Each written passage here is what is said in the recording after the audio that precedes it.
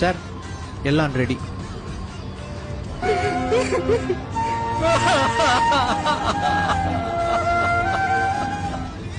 பெரிய தலைவலி முடிஞ்சது. போய் நம்ம வேலையை பார்ப்போம்.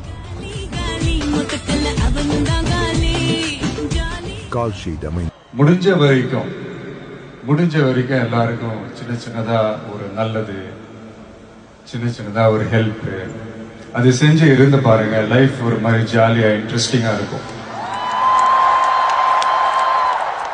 ஒரு ஃபேமஸ் சேயிங் ஒண்ணு இருக்கு, வெள்ளத்துல தவிக்கிற ஒருத்தருக்கு நீங்க படகு கொடுத்தீங்கன்னா பாலைவனத்துல நீங்க தவிக்கிறப்போ அது ஒட்டகமா வந்து நிற்கும்.